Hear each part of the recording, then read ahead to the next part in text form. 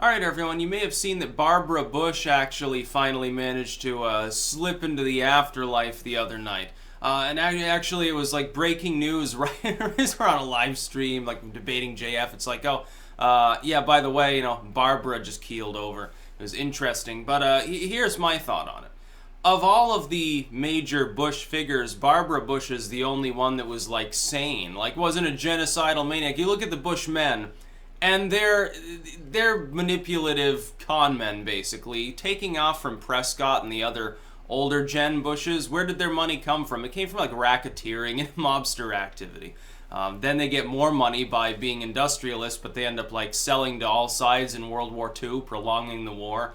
Then Prescott gets involved, potentially at least, it's claimed, with the business plot to overthrow the U.S. government and institute fascism. So yeah, their family has a colorful original origin. Then you have Herbert Walker. And Herbert Walker's not a dumb dude. He's inept and bumbling sometimes, but he's also very smart. And then his son W is actually the smartest Bush. I'll tell you why. Because he played dumb the best. That was the Bush strategy. Oh, I don't know nothing. I don't know what's going on. And you make the cute face and people are like, aww. And it didn't quite work for Herbert Walker, which is why he was a one-term president. And like now he's demented, so I have to keep him away from young females because otherwise he'll try to grab their ass and tell them dirty jokes. Like I think he had one about Bill Cosby they got in trouble for, and he's like, oh, I apologize, I didn't mean to say something rapey. And it's like, his spokesperson is coming out to say that. Herbert Walker at this point is not saying much of anything of his own mind, but W is the smart one, but he's also the most evil Bush. Whereas Barbara, she's like, oh, yeah, I know that my husband has issues. My sons have issues. Jeb, she came out very wisely. This was the hallmark of her intelligence. She comes and says, oh, I think that it's time for someone else to run. I don't really want to see another Bush in the White House. And then Jeb, of course, he's like, Mom, I really want to be president. I want to be like, Big Brother W and like Daddy. So he probably took him weeks. He's like, Mom, come on, come and endorse me. And Jeb Bush is a really cringy dude. And inexplicably, he's the one that plays dumb, but he actually is dumb. W is the one that plays dumb in order to get away with war crimes. Jeb is, oddly enough, slightly superior to his brother in maybe the nobility department. Barbara's like, oh, I don't know. Kenny, do you really think you can do it? And he's like, yeah, Mama, I got big boy pants now. And he comes out, of course, he makes a fucking fool of himself. Doesn't win a state. Comes in third in South Carolina. It was great. Because it's like, I remember during the election, it was great. New Hampshire comes and goes. Ted Cruz wins that in a squeaker against Trump. Trump comes, knocks it out of the park in New Hampshire. So you've got basically the Jeb red wall is South Carolina. Is like, well, we're moving all our resources there. It comes in fucking third. And Trump and Ted Cruz curb stomp him. At that point, after that, there were two viable candidates left. One of them wasn't even, an American originally. He's a Canadian. That's Ted Cruz. That leaves you with the obvious result, and by Nevada, it was basically over.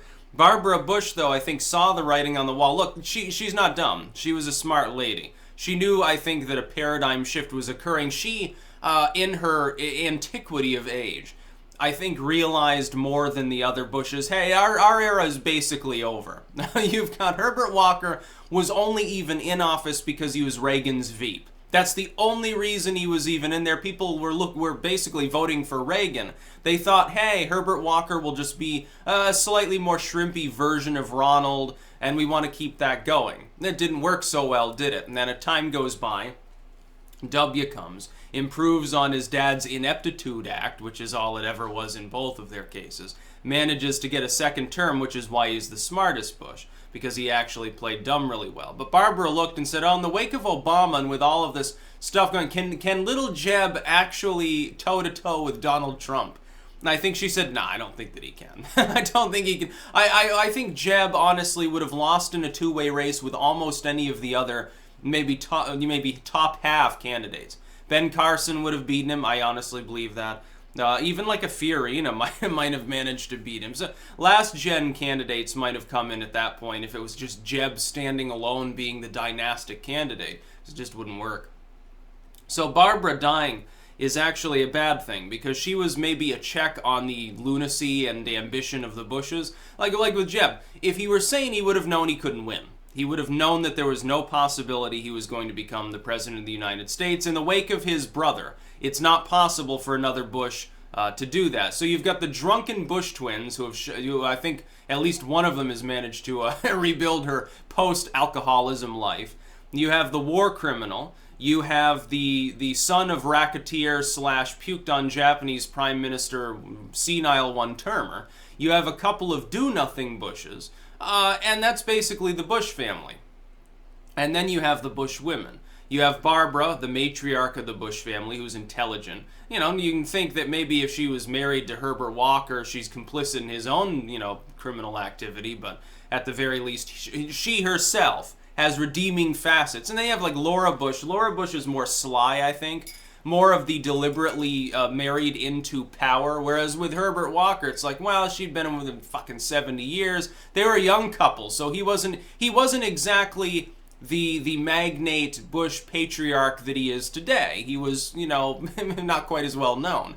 She didn't really marry into money, but Laura Bush, I think, did. By that point, it was like, yeah, this family's going places. President, many billions of dollars in offshore slush funds. Certainly, it's more than they look like on paper as far as their wealth. Absolutely, certainly they do.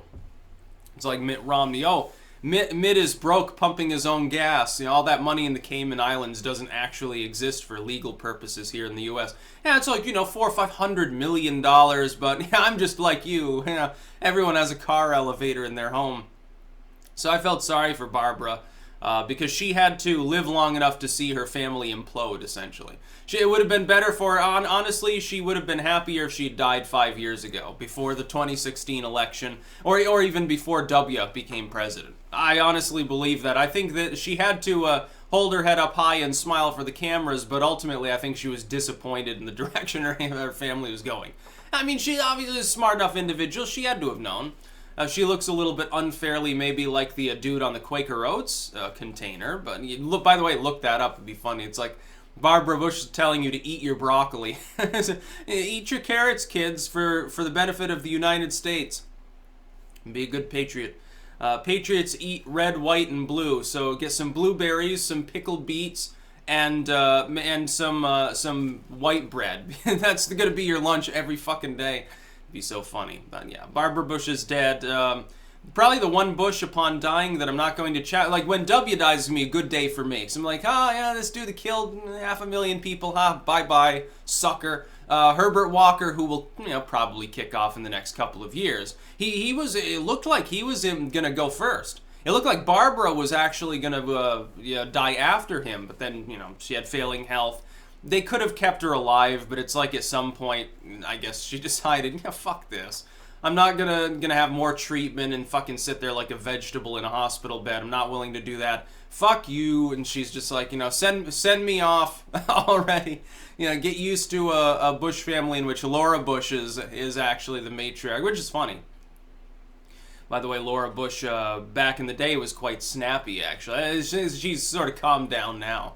It's funny, W has as well. Like, we imagine W when he gets senile and he can no longer tell the difference between when he's supposed to act dumb and when he does something actually demented. They're not going to be able to take him out in public. It'll be like Ronald Reagan. Did you see his last speech when he was already obviously showing the effects of senility?